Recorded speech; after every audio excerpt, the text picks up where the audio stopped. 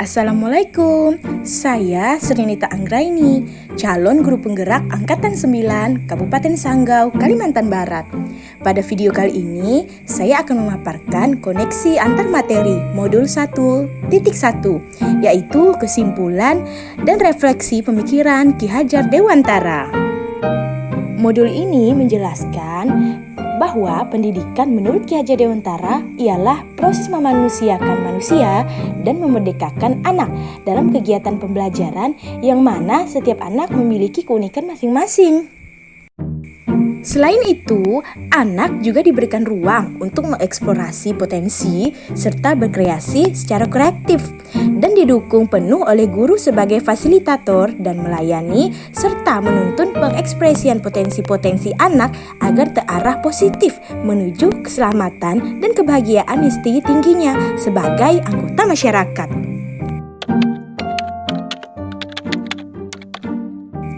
Yang saya percayai tentang murid dan pembelajaran sebelum mempelajari modul ini ialah yang pertama, gurulah satu-satunya sumber belajar atau teacher center.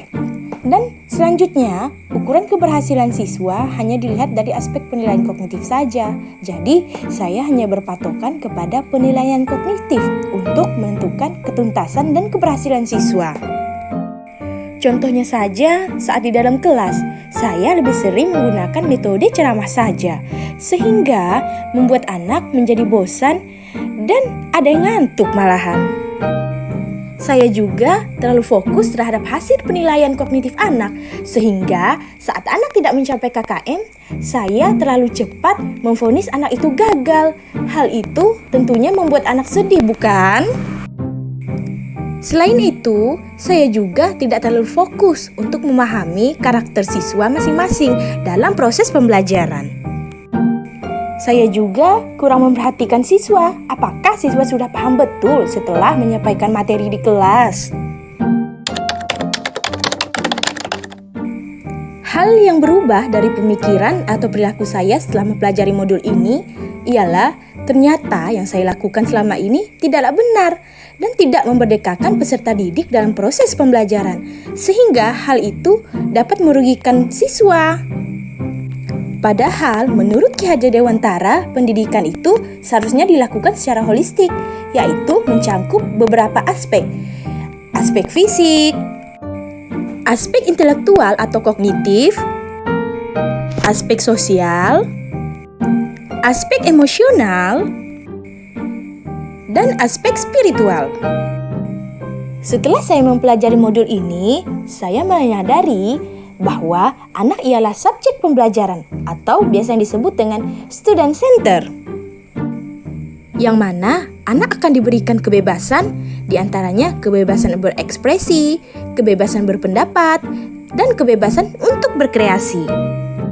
Selain itu, saya juga menyadari bahwa sebagai guru harusnya mempelajari dan memahami karakteristik murid, yang mana tidak hanya menilai keberhasilan murid dari ketuntasan kognitif saja, serta melakukan pembelajaran ke semua aspek. Yang akan segera saya terapkan lebih baik agar kelas saya mencerminkan pemikiran Ki Hajar Dewantara ialah yang pertama, merancang pembelajaran yang interaktif, inovatif, dan menyenangkan bagi peserta didik.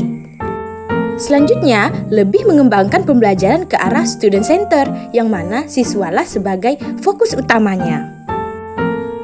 Serta satu hal yang tidak dilupakan, sesuai dengan kodrat zaman anak sekarang, melibatkan IT dalam proses pembelajaran dan menjalani komunikasi dengan tulus kepada siswa untuk memahami karakteristik mereka.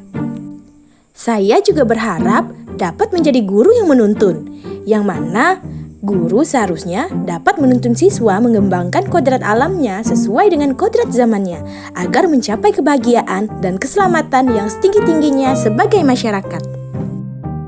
Sekianlah pemaparan materi dari saya pada koneksi antar materi modul 1.1, yaitu kesimpulan refleksi pemikiran Ki Hajar Dewantara.